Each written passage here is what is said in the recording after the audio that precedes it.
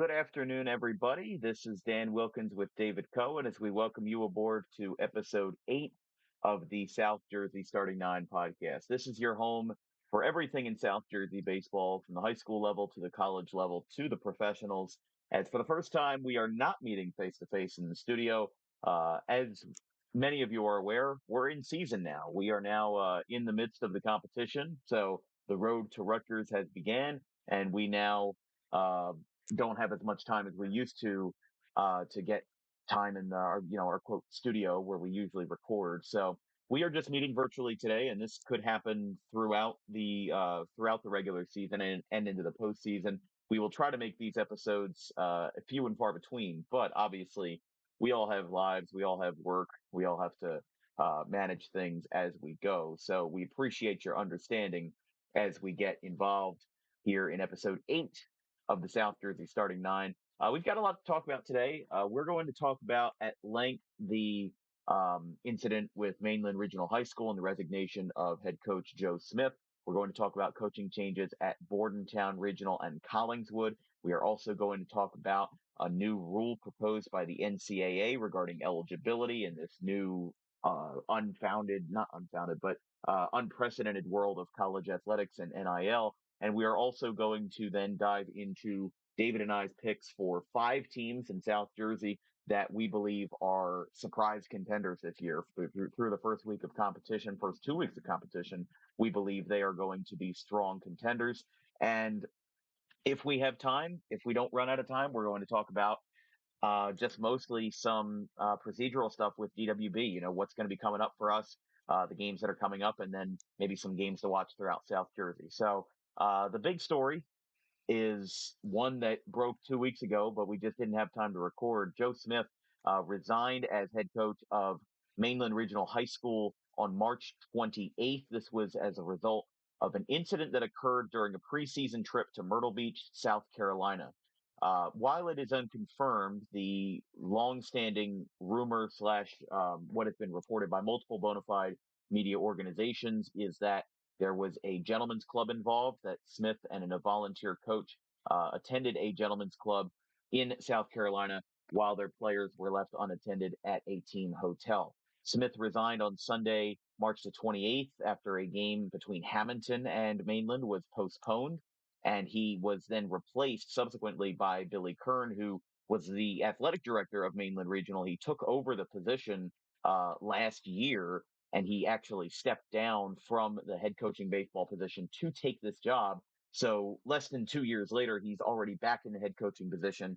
And to be fair, Mainland is 4-1, so they are holding their own. But this was obviously a bombshell story. None of us were, obviously this is something that you never expect, is a story like this to break, a scandal like this. And there's a lot to talk about this. This was a shocker for the entire baseball community in South Jersey. Joe Smith is a pristine coach, 300 plus wins, had success at Williamstown and Delsey, and was in his second year at Mainland and was hired by Kern to become the head coach there. It seemed like the best thing since sliced bread for Mainland. They thought they were getting a good guy and a good coach at that. And I still believe he's a good coach. People make mistakes in life, and it happens sometimes, and it's not a good situation when it's down there, but the team has turned their attention to just playing baseball, and they're off to a good start down there. 4-1. Kern yesterday picked up his 200th career win as they beat their rival Ocean City. But Mainland, I think they're doing a really good job. I think with this Joe Smith decision, they really had nothing else they could really do. And I think that the administrative down there, the superintendent, principal, and athletic director Kern, I think they handled it the best they could. There's still a lot unknown to this situation. I don't think we'll ever figure that out.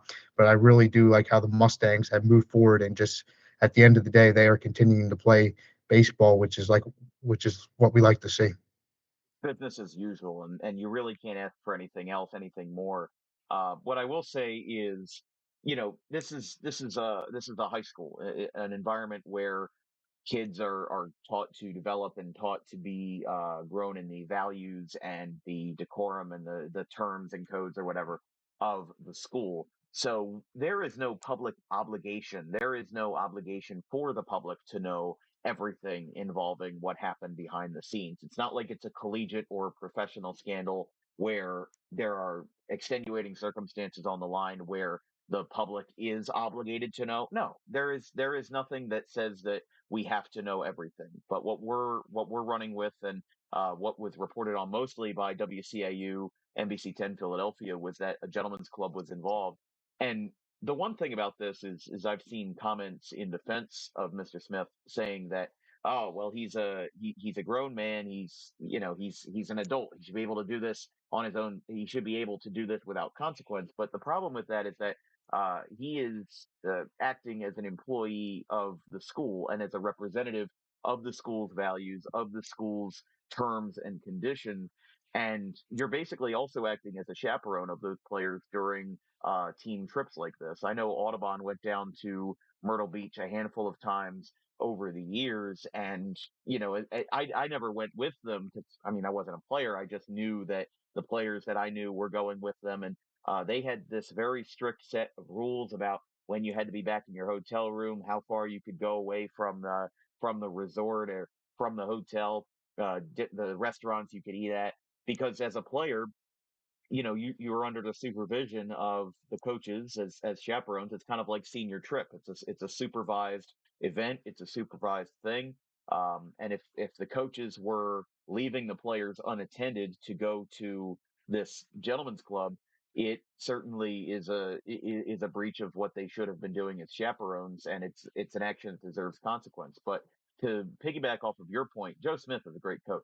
He is a coach that deserves a lot of respect for his actions on the field in South Jersey. His multiple sectional championships across Williamstown and Delsea.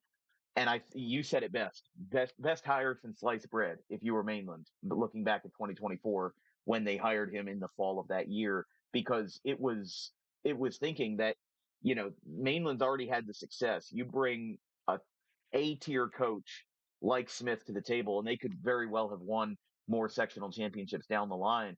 So, as much as this is an unfortunate situation, I really think that this is more of a mistake and something that can be corrected with due diligence. Because, in all fairness to Mr. Smith, he is not a criminal. He's not.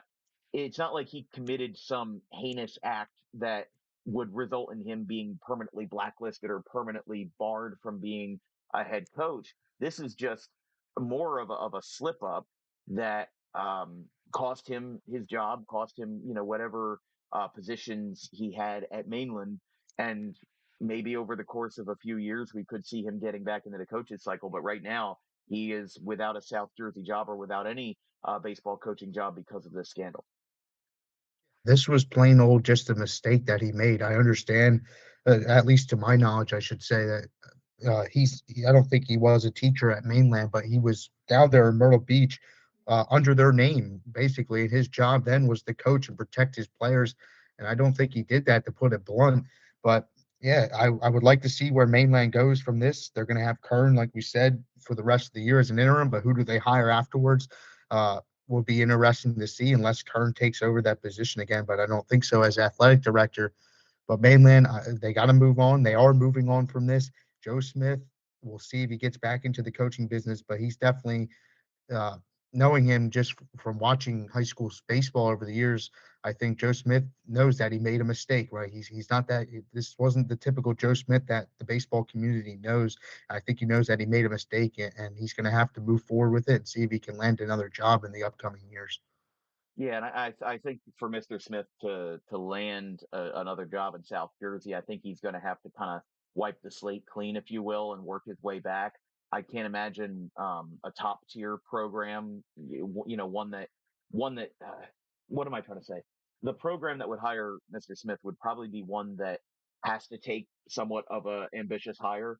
And maybe if he makes a public apology or addresses the situation, maybe that will change. But again, he doesn't there isn't much to do outside of work your way back, because again, this is a high school sports scandal. There is no public obligation for the athletic department, Superintendent Marone at Mainland, or athletic director Mr. Kern to address the situation more than what the facts are. And the only reason why we even mentioned the gentleman's club was because it was reported on by bona fide media organizations. If it was just, a rumor from the grapevine that didn't really have a lot of weight to it or wasn't confirmed by multiple sources, we wouldn't report on it because it wouldn't be good of us as journalists to make that point. But because that's what the major ones are choosing to run with, it's only fair that we address it as well. So for him, I don't think that it entirely tarnishes his legacy. He's still a 300 win head coach. He's still a multiple time sectional champion. He won the Diamond Classic last year. Obviously, there's a lot that these teams have they've put a lot of effort into playing Joe Smith. And when he was a head coach at Delsey, which is when I started reporting in South Jersey, one of the things was when they always played Delsey, that was when their opponents played Delsey, Tri County Liberty opponents, that was the game that they circled on their calendar. That was the game that they made sure that they paid attention to because Joe Smith was coaching that game. And if the players weren't going to beat you, the coach was gonna win against you in one way or another. So again, this is a very disappointing story. This is something that uh, you never want to see happen. You never want to see a resignation happen this way because, after all, he's a respected coach on the field. He's one that is very accomplished, someone that is very much uh, respected in the South Jersey baseball world.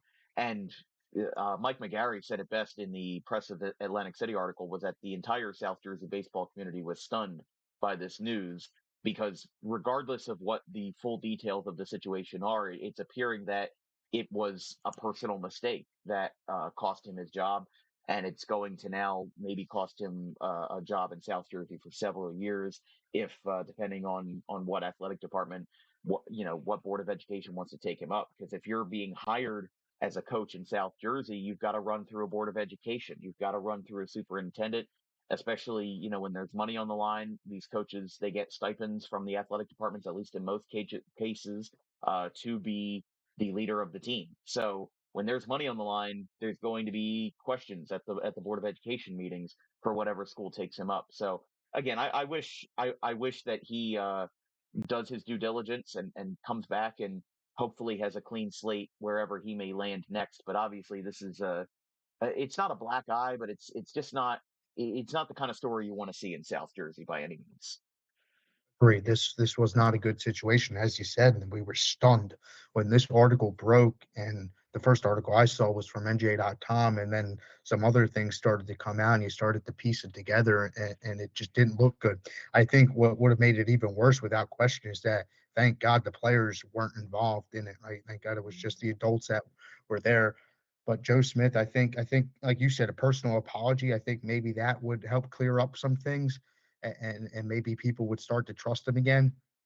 And I think that could be the best thing for his personal brand at this point. But yeah, this was an unfortunate situation. And at the end of the day, he made a mistake. He's human. Everybody's going to make mistakes. Including you and I, we've all made mistakes. But um, the one thing that I want to highlight as an opinion, more or less, is that I think that Billy Kern returning to Mainland Regional is the best possible outcome from this saga's fallout. Is that he's been the head coach there for 12 years. He had 200 wins, or he picked up his 200th win last week, and with how quick of a turnover there was, if you think about it, he was only gone for 1 year, so it's almost like nothing ever happened. You talk about the players that were involved. If they were sophomores when Billy Kern resigned, they missed his junior season, but now they're going to be back for his senior season, and vice versa for freshmen as well. A majority of the players on this roster have already either been poached by Billy Kern or they've been influenced in some way by Billy Kern, getting leadership from him as an athletic director. I think this is the best possible outcome, instead of having an assistant coach who may not have the same ins and outs of the game and may not have the head coaching experience necessary to navigate a season as tough as this, especially not just in the on-field actions, but in the off-the-field PR and the fallout from this scandal. Um, Billy Kern, as an athletic director, as an administrative position, he seems like the best fit for the job. I would agree with that. I mean, like you said, he only took the 1 year off. It wasn't like a big gap. And I think for the players coming off this situation, they had to feel something, and I think having Kern behind you made them feel more comfortable. You have a guy that knows how to win, like you said, 200 wins, and a guy that was successful there, and it was the best case scenario. Because where else would you have gone? You would have to name an assistant coach, or you would have to make a quick hire, which a quick hire in New Jersey is never going to happen because, like you said, it has to pass the Board of Education and go through the superintendent and all that. That would take up the weeks, and Mainland could be in a different spot. Right now, they're looking pretty good. Yeah, you're trying to save the season, really, and I think that they've already. It's if you looked at Mainland's NJ.com page without any prior context, you would have thought that nothing would have happened because they're 4-1. They did well in their season series versus Hamilton. The only loss that they had was to Vineland, which we have a lot to talk about them in a little while. But the Cape Atlantic's going to be another very tough division, and it's one that if you don't have your wits about you 2-3 weeks into the season, you're going to fall behind. So we've already seen that there are some teams that haven't gotten off to the best start.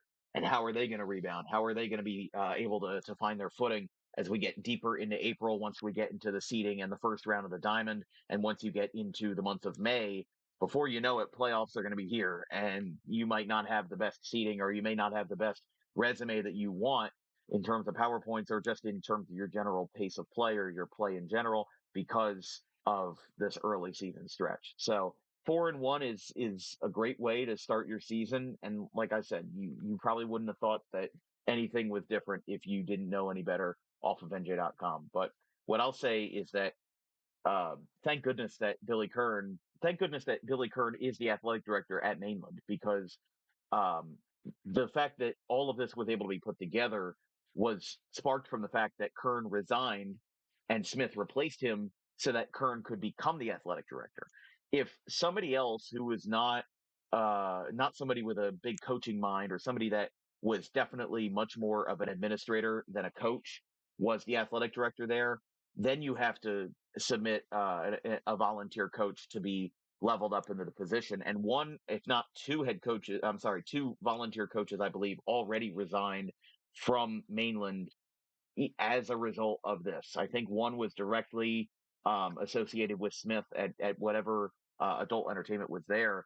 And then there was a second one that I believe resigned as some kind of relation to this situation. But um, you already have a lesser amount of people on your staff, and to have that combined with the fact that there's now a big gap at the head coaching position, to have somebody like Billy Kern come in and just stabilize it, make it smooth, make it as easy of a transition as it could be. And whoever replaces Billy Kern, if he leaves the position at all, I think that it's entirely possible that we could see Billy Kern double dipping for 1 or 2 years as this program stabilizes out. There are programs in South Jersey across a lot of sports that have athletic directors as head coaches. A good example of it is Gloucester City.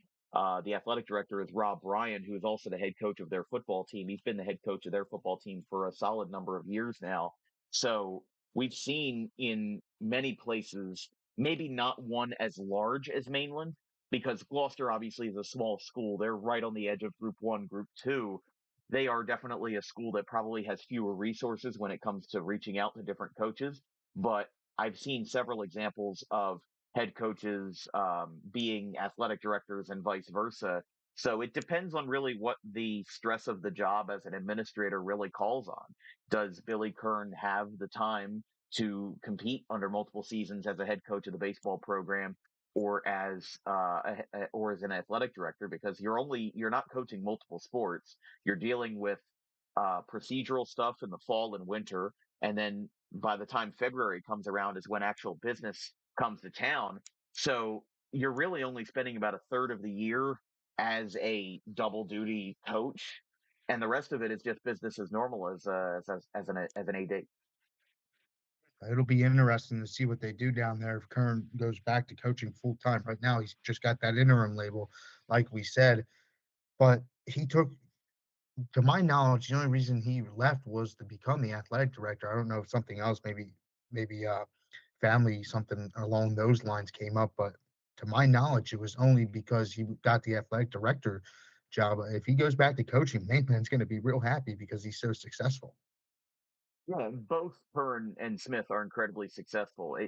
The only I told people when Hearn resigned in October of 2024, I said the only person that could make mainland baseball as equally successful as how Billy Kern has made it is if you get a top of the line coach. And that means somebody along the lines of Joe Smith, who is already accomplished in his previous positions, already somebody who knows the ins and outs of the game. And to my knowledge, this is the only team that Billy Kern has coached. I know he's a 2003 grad of Mainland, so he's not old. I think he's somewhere in the mid 40s, but he could very well have another illustrious career as a coach. But if he wants to be the athletic director at Mainland, I mean, listen, I think that it's not a secret that an athletic director is a more prestigious job than any head coach at any sport, just because of where you are on the ladder. You're an administrator. There's teachers in all schools that want to become administrators. There's administrators in those schools that want to get up on the ladder. It's all about climbing the ladder, and I fully respect that Coach Kern wanted to step away from baseball, but now kind of gets thrust back into this position, and it just makes for a really interesting case. And however this scandal slash drama falls out, the one thing that you don't want affected is the team or the players, because it's extracurricular, it's off the field. But now for Mainland, it's behind them, and it seems like they haven't lost a step.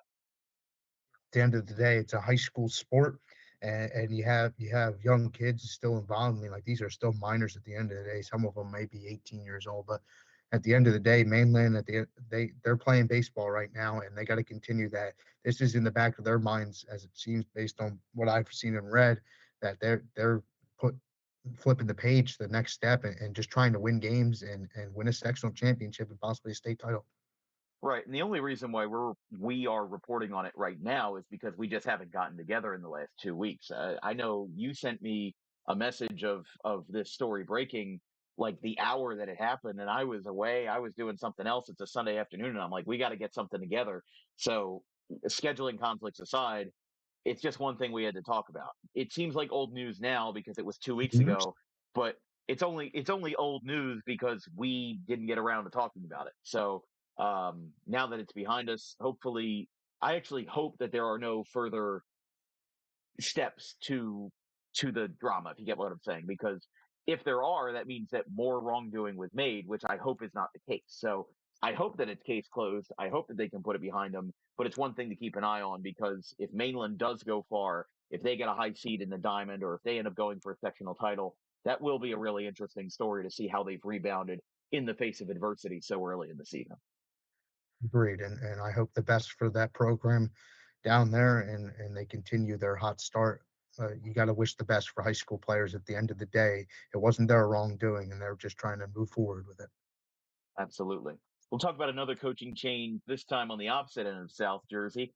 Bordentown head coach Gary Sarno was reportedly injured in a preseason game. And by preseason, we're talking the third week of March, right around St. Patrick's week. And Connor Wood, who was an assistant coach with the program, he steps in as an interim. Now, we haven't really seen this reported widespread, but this was from a team source that told us the details of the incident. Sarno, who has been a widely respected head coach in South Jersey, he has coached at countless different locations, including Hamilton, Triton, and Paul VI. Most recently, Triton.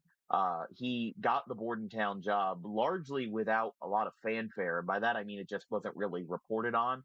The only news that we heard that Sarno was the head coach was that he was injured and was not coaching for Bordentown at the moment. So apparently, during a preseason game, a scrimmage, he was hit in the face with a foul ball. Obviously, a really rough situation. And assistant Connor Wood has led the team since opening day, and Bordentown is currently 3-4. So obviously, goes without saying, we wish Mr. Sarno the best of luck, and hopefully that he is okay. We have not received word, and we probably will not receive word until a decision is made on if Sarno is opting to return. Now, what we've more or less, this is the end of what we can report on. But what it is for Bordentown is that Connor Wood, a relatively younger face, stepping up.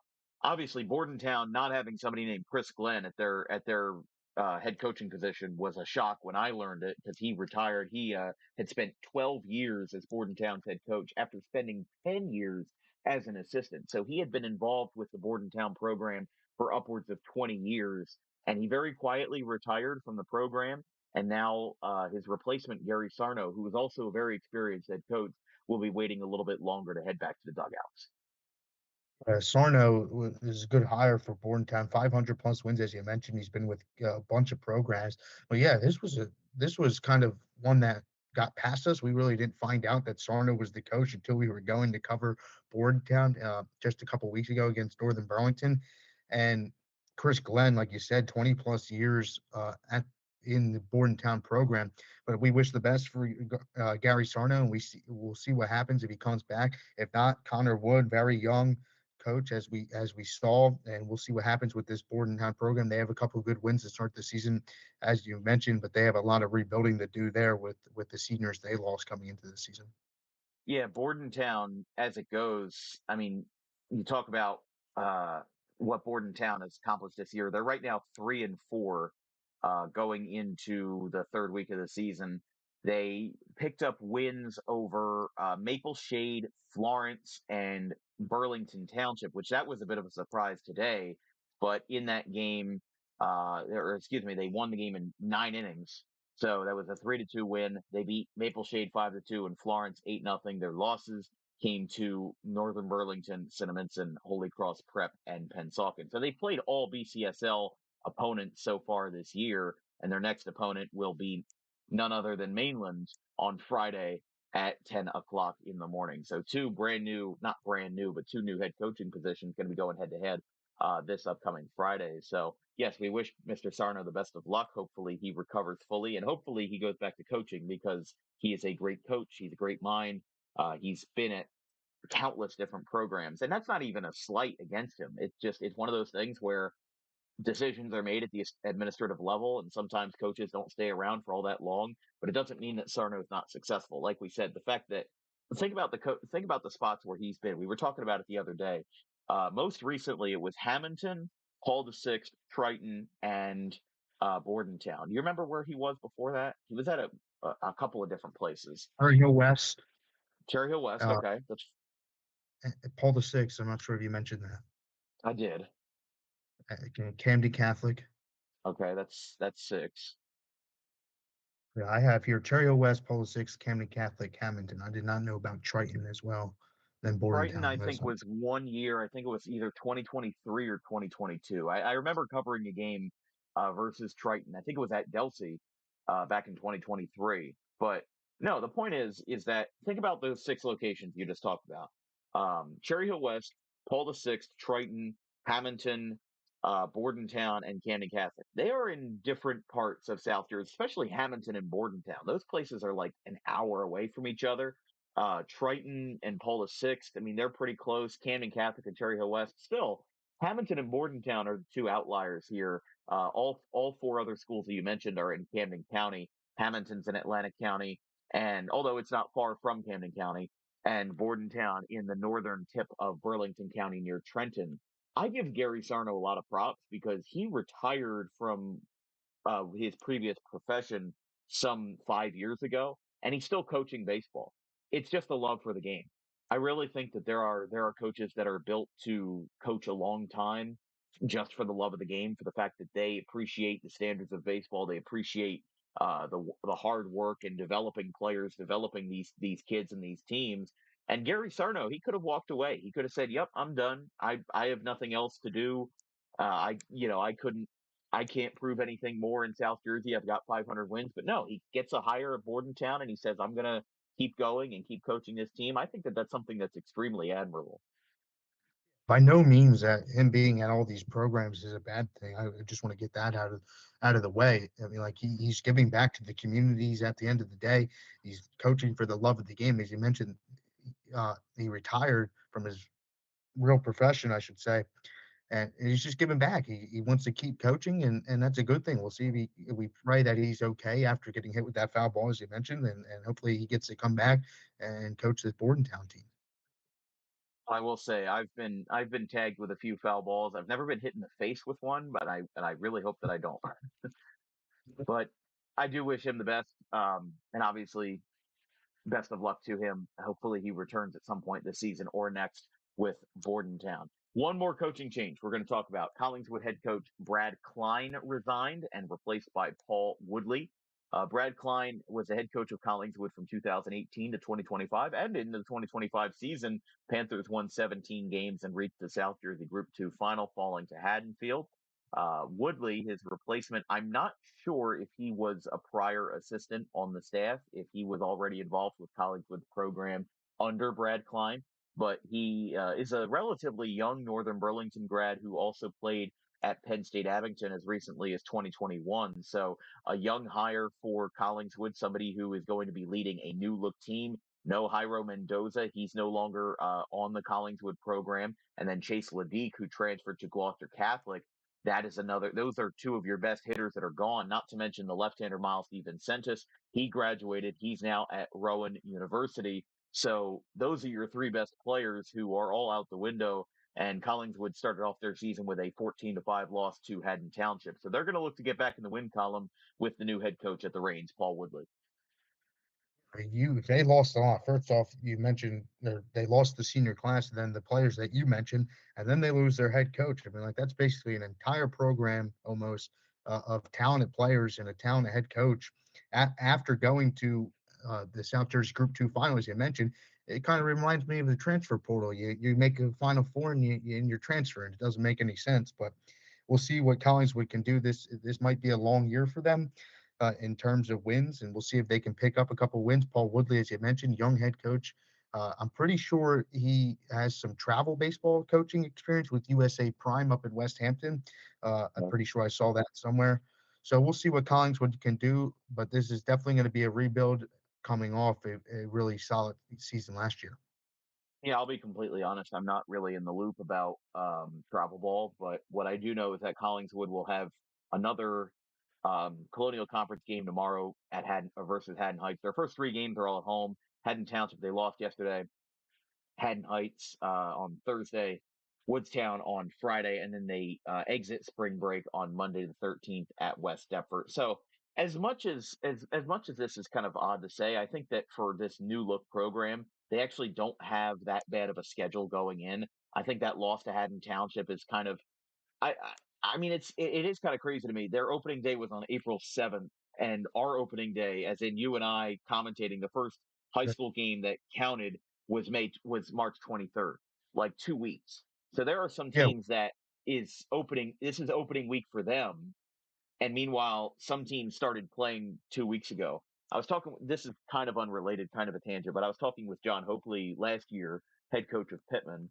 And one of the things that he said was that there are pros and cons to this new NJSIAA rule across basketball and baseball. And I think it applies for some other sports as well, besides football, that you can play a game while other teams are still scrimmaging. So I guess that still applies though in football though, because there are week zero games and some teams skip week zero and decide to schedule a scrimmage instead. So I guess that that's the case. It depends on really head coaches or an athletic department's prerogative.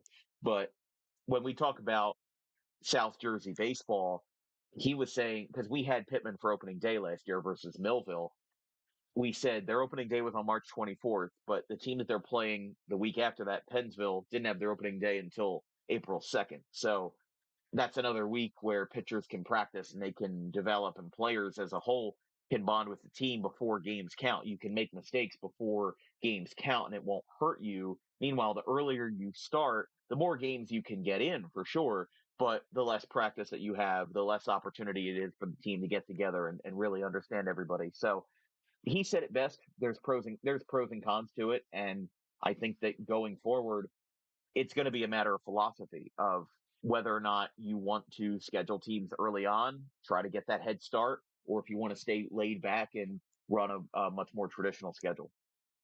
yeah, I agree with Hopley that there's pros and cons to it. I remember that discussion last year with him. My alma mater at Seneca this year, they played one scrimmage and they'll be going in the game 6 tomorrow. against RV. And like you said, Collingswood just opened their season yesterday. And another team that I'm going to talk about later in the show, Burlington Township, Ryan Robles started his third game today against Bordentown there in that loss. And Collingswood just played their first game. So some teams already have 7 games under them, some teams 1 or 2. That's where things kind of get shaky and you don't really know what to do with this new rule where you can kind of start when you want to. Yeah, I feel like basketball is kind of the same way because our first basketball game was December the 13th, but some teams weren't starting until Christmas break week. So it makes for an interesting dynamic. And again, the more that scheduling is opened up, the more it will kind of explore opportunities for coaches and athletic departments in South and Central Jersey to kind of navigate the waters, see how they want to go about it. But I'm fine with it. It gives us more games on GWB. that's that's what Do what you matters at the want, end of the day. coaches. What was that? I said, do what you want, coaches. Do what you want, but if you schedule early in the season, there's a good chance GWB comes out to your games. So yeah, coaching changes aside, we're going to talk about an NCAA rule that was news broke about it this morning. I have to look up who the source was, but it was via Yahoo Sports. And Yeah, while this isn't directly South Jersey news, it is going to be interesting to see how it goes. It's from Casey Dill, who, my apologies, he is the okay. So I'm sorry, Casey Dill is not the reporter of the story. He just shared the link, um, but it came from Yahoo Sports. It was written by Ross Dellinger, a senior college football reporter at Yahoo Sports. But here's the details, the main details of this proposed rule change. So it regards eligibility, it regards age-based eligibility. Right now in the NCAA, you have your 4 years, but you can also get red shirts for injuries or for a couple of other reasons. I think that you can get a what's it called, a red shirt for an injury or for something else. I think I don't know why I'm blanking. Red shirts for pretty is it regular just red for shirt, it's red shirt and medical red shirt are two different things.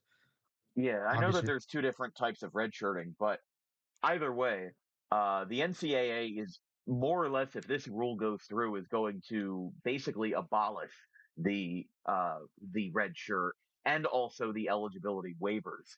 We saw that a lot during the college football season. We didn't see it as much in college baseball. I think that the pipeline of minor league and uh, semi-professional baseball, like the Atlantic League, the Frontier League, and the Northwoods League, organizations like that kind of allow players to go throughout their years of college and not have to beg the sanctioning organization for an extra year. But we see it in college football. It was Trinidad Chambliss of Ole Miss. He requested like a 6 year of eligibility for some kind of hardship, and he got it. There was another player, it might have been Carson Beck, that requested eligibility as well, and he was denied. Uh, the point is, though, is that there are loopholes happening right now in the NCAA, and it's all financial in nature.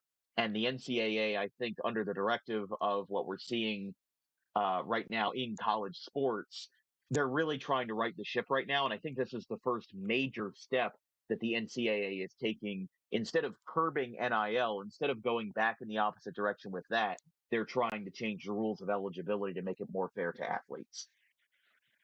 this proposed rule, it does seem a little far fetched to me because I just don't think it holds up in court. There's a lot of things that are unknown about it at this time, but what we've seen since it was just reported on this morning that the NCAA is trying to do something to limit. I mean, like you have 25-year-olds, 26-year-olds, even 27-year-olds playing college sports, That which is just what was that one unbelievable. guy on USC, Chad Baker Mazzara? Yeah, yep. He was born in And that July of Miami, 2000. yeah, the Miami tight end was like in his 8th season at college or something. I don't know how much school you could possibly do in 8 years, uh, but a quote I want to point out from that article that you mentioned said, last act last academic year, the NCAA received 1,450 waiver requests for extended eligibility. The association granted 2/3 of those, and of those not granted, which was around 500, more than 70 resulted in lawsuits. So what I got out of that, first off, that's an unbelievable amount of That is extended incredibly eligibility. high. Yeah.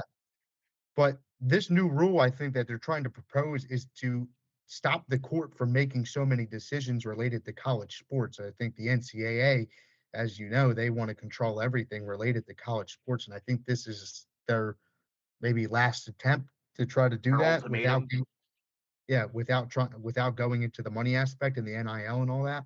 So Well, I think the big court case that you were talking about, it comes straight to mind is Charles Federico of Alabama.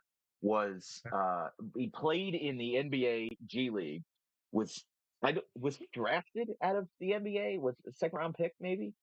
yeah, he was Uh, drafted in the NBA yeah. draft. Yes, So, to my knowledge, I was at least under the belief that if you declared for a professional draft, then you lose your eligibility in NCAA. Now, obviously, it's different for something like college baseball because you can get drafted without really declaring. There's really I could get drafted by the Oakland Athletics if they believed in me, which I hope they don't because my fastball doesn't reach above 65. But anybody can really be drafted in Major League Baseball. In the NBA, there's only 2 rounds and 60 picks. So yeah, they do have to kind of wither down the pool of players that can be selected. And in the NFL draft, you have to declare for the NFL draft to be considered by teams. Now, I think that you can probably get drafted in the NFL without officially declaring for the draft, like if you're a late round pick, because I'm sure that there's players that even if they don't declare, they won't turn down a phone call from a team that drafts them. Same thing in the NBA. But in the NBA draft, there are so many players that are declaring, but yet not picked, that there really is never a need to try to call on a player that doesn't declare for the draft. In Major League Baseball, like I said, though, that is different. And that's what we're tying this into as a baseball podcast, as a baseball program, is that this rule um, obviously I think affects more college football and college basketball, but there will still be ramifications at the college baseball level. Now, you were saying that uh, you think the proposal is far fetched because there's a lot unknown. I think that honestly, I don't think it's as far fetched as people are making it out to be because I think that the pendulum right now for NIL is way over here. We want the middle to be somewhere here, somewhere where players can be compensated for their time because they are an athlete and therefore an entertainer of the university that, or the college that they are representing. And the pendulum over here. All right, let's do this analogy. The pendulum over here is where we are right now. NIL is out of control. There's basically zero regulations for it, and players are basically demanding professional style contracts in order to play, or else they will pack up their bags and leave, and they'll make a mess of it. The uh, pendulum over here. I know you're laughing at it, but I'm trying to make my point clear. The pendulum over here is like the Reggie Bush era, where he got stripped of his Heisman Trophy because he accepted some free lunches or he accepted a small amount of cash. We want it to be somewhere in the middle. We want there to be a common ground where you don't punish players for getting a sandwich, but you don't also not punish players for receiving millions of dollars in not just brand deals, but it's less about brand deals now, and you're getting direct compensation from the college through these alumni organizations and through these NIL collectives that are it's basically pay to play. When NIL was introduced, it was proposed and pitched to us as a way for players to get promoted by brands and by organizations, by people that are third parties unrelated to the college or the university. But now it's just direct pay to play. It's like they're professional athletes.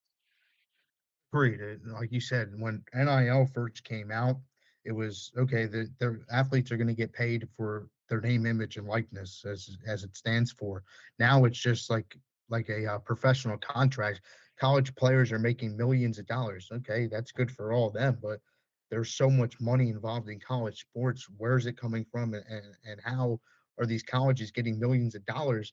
Like Michigan just won the national championship in basketball, and their entire starting five was transfers. They paid a lot of money to get those guys. And NCAA, they've tried to do stuff to fix this, but the court has just stopped it, and I think that this proposed rule is so the NCAA can have more say in the decision making. And I think that that's a good thing for them to do. I know that a lot of people can't trust the NCAA with all of this, but I don't think that NIL inherently is a bad thing. I think that there are more people back in the day, there were more people paid to watch the game and report on the game than the people that were playing in the game. And also what NIL does is it eliminates the dark money or secret money loophole where, the players used to get paid, but they would get paid under the table. They'd get paid in secret ways or just We through wouldn't wads know of how much cash. they're making. What's that? I said, yeah, we wouldn't know how much they're making, which it Exactly, is and what. where the money is coming from. So if the money is ethical and it comes from that, I'm fine with that. I'm fine with Gatorade partnering with a college at NCAA athlete to promote their brand. I'm fine with the local 100%. businesses promoting the small mid-major player so that they can succeed. Because college is an expensive thing. These players are not only even if they're on full scholarship rides, there are teams and many of them that don't have a lot of scholarship athletes. These mid majors can get NIL money from local brands, local businesses. It's like advertising, it's sponsorship. I get it. I get why these players want to be paid, but I think the pendulum has swung too far to where now we're seeing players that are more or less just demanding to be paid or else they won't play, which I don't think is very ethical of them. I think if you are deserving of being paid, then that will come to you.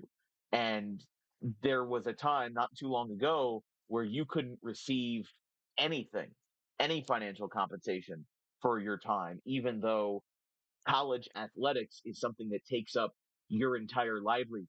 You can't be a normal college student as an NCAA Division One athlete. Maybe as a Division Three, you could, but as a Division One, you have to practice for your sport all days of the year, summer, fall, winter, and spring, even if you're not in your sport, even if you're not in your season, excuse me.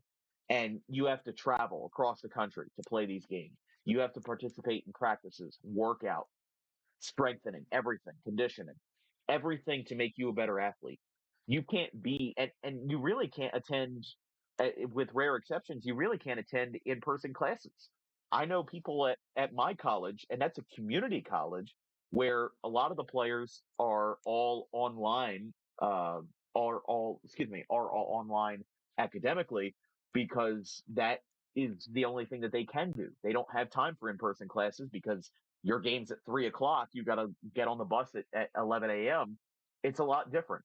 So at the end of the day, to wrap up this story, I don't think that the age-based eligibility rule is bad, and we didn't even really go over the details of what it means. I know it says it on the bottom of the screen, but the NCAA will, according to the concept, mandate that athletes will have 5 full years of eligibility from the time of their 19th birthday or their high school graduation, whichever comes sooner. What I also think this is a curb against is the wave of athletes in middle school and early years of high school that are reclassing to get an extra leg up on their competition. We're seeing that a lot now, where players that go to prep academies like IMG or even here in Jersey with the private schools, they're reclassing so that they can get a better opportunity or that they can be older when they play, which I think is inherently unfair. And I also think that it's a detriment to the child's education. But I think that the NCAA is trying to knock out multiple stones here, not just closing the loophole where players that don't have a path to professional careers or professional stardom, they just keep feeding off of NIL money. And it closes the loophole that players with reclassing will get extra time because they'll be 20 years old when they graduate high school and they'll be 25 when they graduate. I think that capping it at the 19th birthday is entirely fair.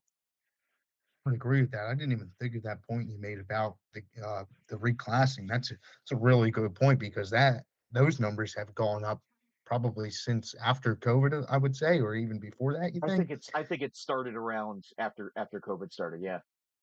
Yeah. So those numbers have climbed, and the NCAA, if they're looking at that, my respect goes to that because if you because they could have just said that this would have started at high school graduation, and that wouldn't have done anything with the reclass. But you say high school graduation, 19 years old. I think that's a good line. I hope this rule gets passed in court, and so the NCAA can finally get something that benefits the college sports.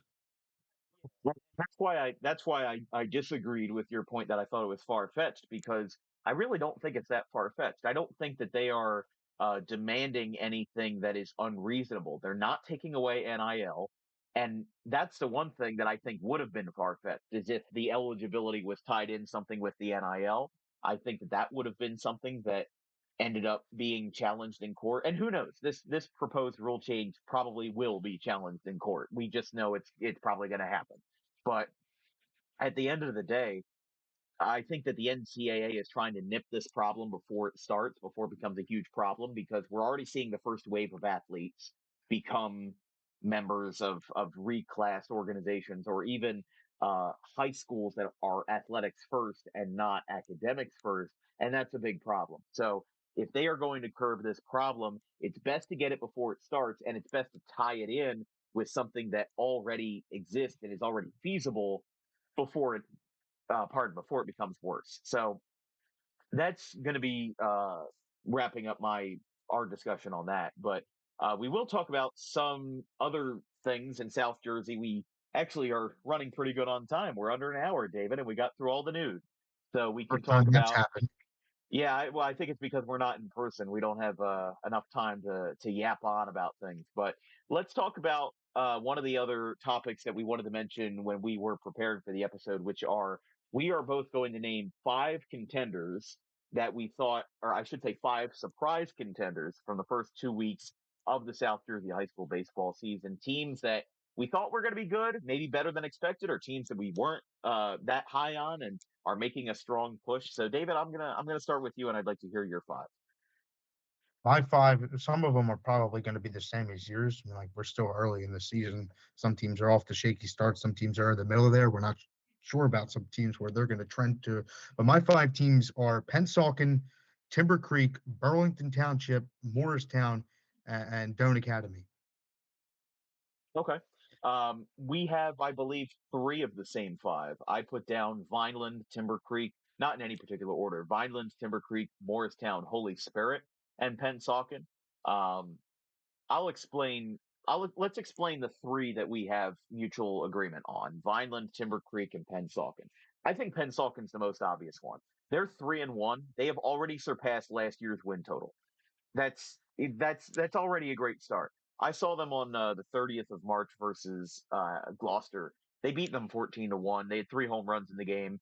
Um, pardon, Jonah De Leon is going to be incredible for this team. I don't know where exactly he came from, or if he transferred, or if he moved to Pennsauken from another place, but he already has two home runs this season. You're seeing Kelvin Batista, who is already going to be a star for Camden County, pardon, for Pennsauken, and Jonah De Leon is also committed to Camden County College. So there's a lot to like there.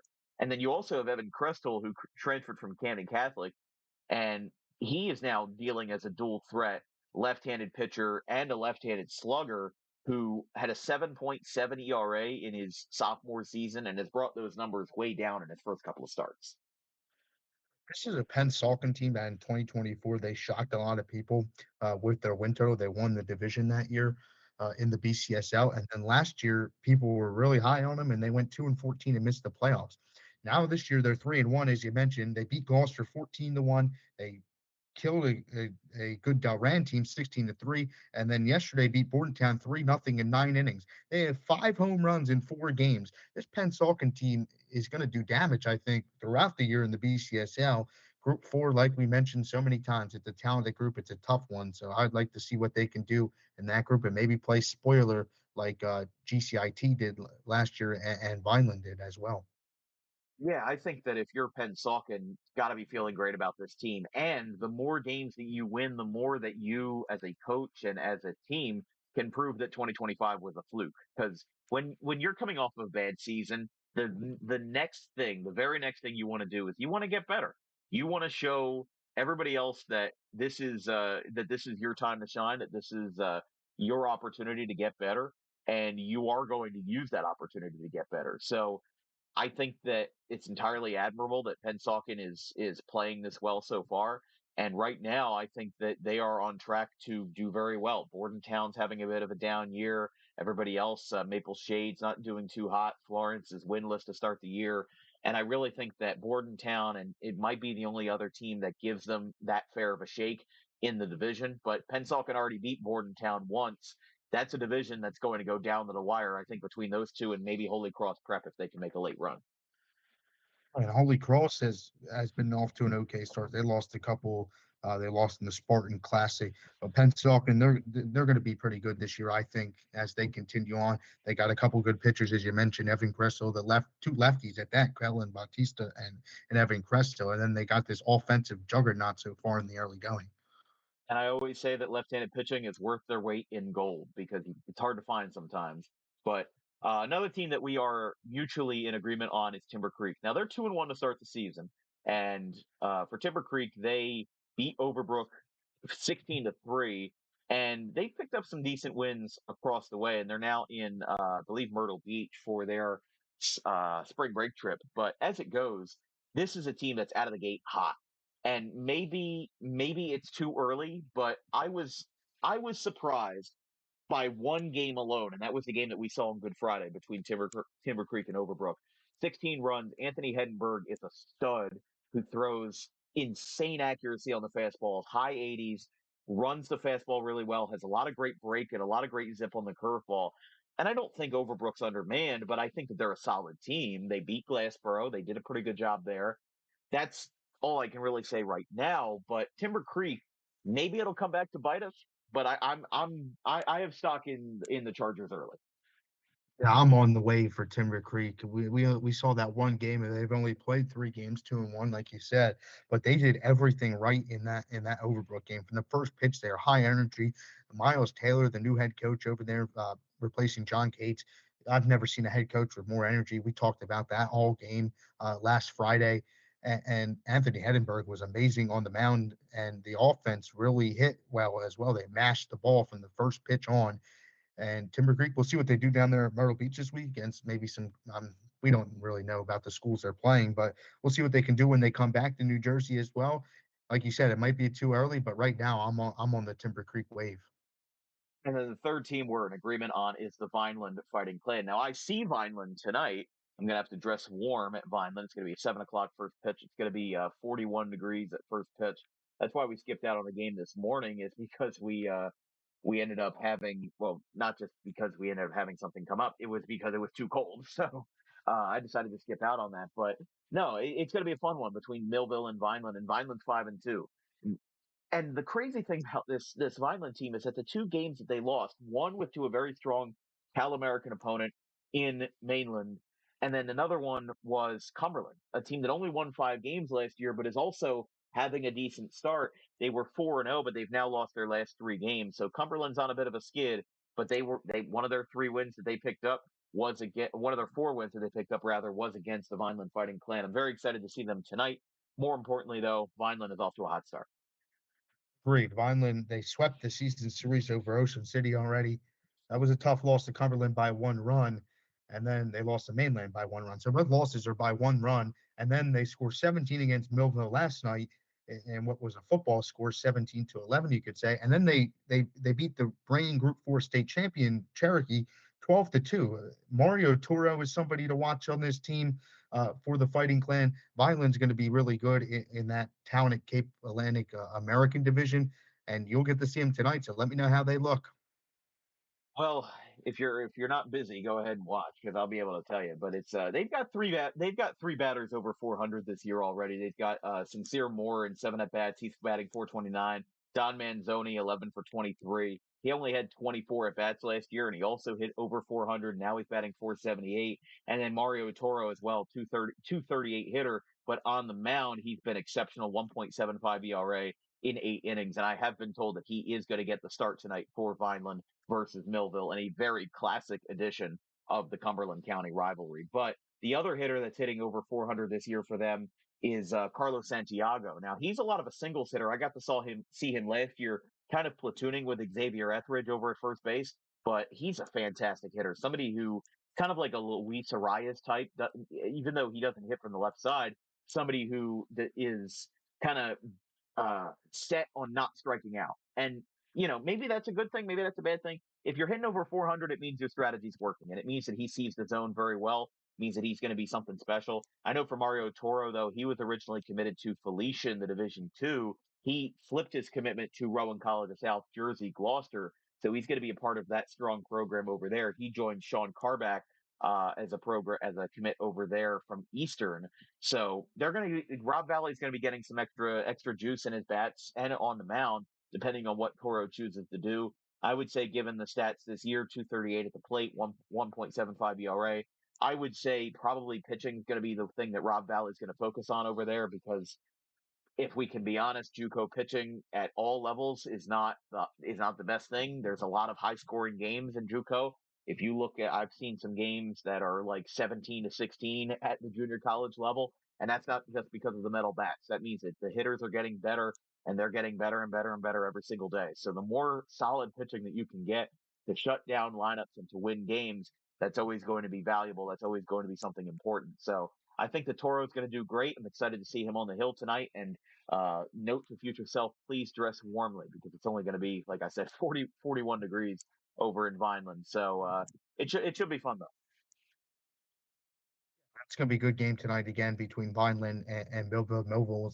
Millville, sorry, is going to want to get them back. Obviously, that's a big rivalry down there in Cumberland County, and we'll see if Vineland can stay hot or Millville shocks them. Well, I'll say that this would be Vineland's first time sweeping the Thunderbolts in this classic rivalry since 2017. And in fact, Millville has not swept Vineland in the last 10 years. So every single year from 2018 to 2025, with the exception of 2021, because they did not play two games that year, they only played one at the end of the season, Vineland and Millville split their season series. And 2022 was the first year that Cape Atlantic introduced the home and home back and forth scheduling. So this is really the fourth edition of that. We're seeing them on back to back nights. Looking at yesterday's box score with the 17-11 win, they don't have run by run info in yet. But what we do know is that both teams committed 5 errors. So they're going to try to get that down. Millville had Carson Reed with the start. Meanwhile, Jake Garton threw 3 2/3 for Vineland, struck out 4, but walked 7. Vineland as a staff walked 12 batters and struck out 12. So it's going to be interesting to see how this goes for the Millville Thunderbolts and the Vineland Fighting Clan. But what were the other teams that we did not have agreement on? Because I said Holy Spirit and Morristown. What were your other two? Well, first off, Vineland wasn't in agreement. Morristown was in agreement, but I just let you go on. So I had Ah, Burlington Town, uh, I had Burlington Township, Morristown, and Doane Academy. okay. I Yeah. could see Doe, and I didn't put them on my list because they were on a very hot streak last year, and I think the only thing that was surprising about their 6-0 start this year was the win over Cinnaminson because they had never beaten a Liberty Division opponent. And we were told by staff over at Doane Academy that they're trying to schedule more games in the BCSL Liberty, so that could include Delran, that could include Northern Burlington for all we know. But Doane Academy, a team of just 11 players, is really trying to put themselves on the map. They're trying to put themselves out there. We mentioned in our preseason previews they are trying to be that third team that competes with GC and Bishop Eustace, even though they are purely an academic prep academy and not an athletics focused one. Not to say that they're not focused on athletics, but that the Doane Academy, we mentioned it during our broadcast on Monday, that you have to have like a 3.5 GPA just to be considered for your to be at Doane Academy, and they only have 85 kids, so they're not going to have the same numbers as Holy Cross or Camden Catholic or Paul VI or really any of the Catholic academies, but they're still playing with a lot of heart, and they have such great talent with Jacob Powell, Chris Powell. Both of them are committed to Chestnut Hill in Pennsylvania. They really do have a lot of great talent over there. So while I agree that they are a contender, I don't think that they are a surprising contender. If you get my point. Well, I put them on my list for one main reason is that in previous years, people have argued strength of schedule, right? And to be honest, Doan's strength and schedule hasn't been great, but you're saying that they're going to schedule more Liberty opponents, which is great. But they have two quality wins so far. That's Holy Cross and Cinnamon, and they dominated both those teams in those games, as you saw the other day when you were there against Cinnamon. For Doan, they're in the Delran Papa Bear tournament. The way I'm looking at that, the four teams are Delran, Trenton, Doan, and Seneca. So it's probably going to be Doan and Seneca in the first round on the one side, and then Trenton and Delran. So if Doan and Delran win, they could meet in the Papa Bear final, and that would be a pretty good game there. Yeah, I agree. And then the other team you said was Burlington Township. Yes. Yeah, Burlington Township. They were off to Burlington Township 5-0, 5-0 start. They have lost the last two. They got mercied by Morristown the other day, 11-1 in 6 innings, and then lost a tough one today to Bordentown. But they have wins over Florence, Delran, Pensauken, Lawrenceville, Maple Shade, and they're young guys on the mound. That's what I looked at. A couple young guys, Trevor Herman and Ryan Robles. Herman 2.55 ERA in his two games. Herman made his third start of, or sorry, Robles made his third start of the season, as I mentioned earlier today. His first two starts, 7 innings, 4 hits, 1 run, 5 Ks against Delran, and then came back and went 6 innings of 1 earned ball and 9 Ks against Maple Shade. Yeah, it's very impressive. And Burlington Township, a team that we did not know if they were going to be successful because of the large senior class that they had, among them being Sean Heffernan. So he was kind of the leader of that offense. And Steve Hovart's a very good coach, very underrated coach at that. So I didn't know how they were going to fare, but it seems like they're off to a good start. And the two teams that I did not have on my list, obviously I had that little snafu with Vineland, but the two teams that I did not that you did not have that I had with Morristown and Holy Spirit. Now, Morristown, they only won 12 games last year. They were very much a 500 team. They were 12-11. They're off to a 3-0 start. And they picked up some good wins in the interim. Taking a look at their schedule right now. My apologies, my phone's running a little bit slow today, but they had some good wins to start. I know that like we said, they graduated Chase Kroberger last year, Zanichi Steve. There was another big name over there, James Tolbert. That was another school that had a big graduating class, and they're now trying to right the ship a little bit. But they're 3-0, and the only other team in the or in the Olympic National with that 3-0 moniker is Cherry Hill West. They mercy ruled Lenape 14-4, or pardon, the game took 7 innings, but it was still a 10-run victory. They took care of Seneca really well. That was 18-5. That was another game where they won by more than 10 runs, but they ended up scoring all of their runs late. They scored 6 runs in the 7th inning to win it, and then they beat Burlington Township in their first true mercy rule. So they have beaten teams by 10, 10, and 13. They've scored 11 runs or more in every single game versus all either Olympic or very quality opponents in Burlington Township. I think that is not anything to scoff at all. The team is batting 372, and the across just 5 pitchers across 3 games, they've got an ERA of 1.75. Not to mention scoreless outings from Max Nolan and Nick McCabe. But the two guys I'm looking at is Easton Slaughter and Brody Kelly. Brody Kelly, especially 12 Ks across 9 innings and a 1.56 ERA. Meanwhile, Ethan Slaughter with a 1.5 ERA across 4 1/3. And for this Morristown team, they've already got 3 homers on the season. 2 of them come from a true freshman in Nolan Carter, who's batting 636 with a slugging percentage of 1.273. I mean, that's incredible. But we are also 3 games into the season. We don't know how he's gonna go. Sometimes when you're a freshman in this situation, pitchers can figure you out. I'm not really sure how it's going to go, but I think Morristown is going to have a far better season than they did last year, even with their main core graduating. They're off to a hot start, and many people thought with that core graduating that they might be around the same mark or even below that. But they're off to a hot start. They're trying to prove people wrong. 3-0, as you said, they've hit the ball well. Kelly and Slaughter have been dominant on the mound. That's their 1-2 punch this year. That division in the Olympic is going to be insane with Cherry Hill West coming 6-run comeback yesterday over Bishop Eustace to win it. And then you have some other teams that could surprise you in there, like your Morristown.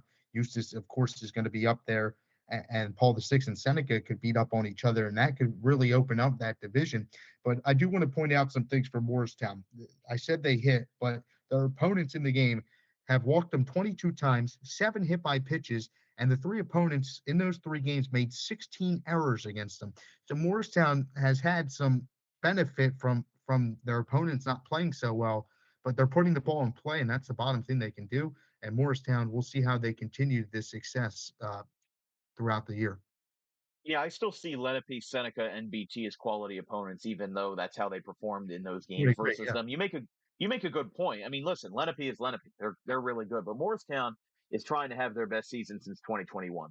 They went 13-5 in 2021, and they haven't won more than 12 games since 2021. It's been 5 years. And even looking before COVID, they won 14 games in 2019, and in 2018 they won 10, which was the last year under the Bill Donahue era before uh, pardon, Mike Appalucci took over. So as I look at it, I think that Morristown's off to a great start, but they've been very much back and forth the last 4 or 5 years. That creates some frustration. If you're Morristown, if you're a coach at Morristown, yes, obviously the playoffs matter more than what your regular season record is, but I would say only winning 10 or 11, 12 games in a season, you're kind of plateauing, you're kind of balancing out. And people will doubt you because they don't think that you have the potential to be a true contender. But if Morristown has what it takes to win 4, 5, 6 more games, looking at their schedule ahead for this upcoming season, they've got Camden Catholic on Thursday. That's a winnable game.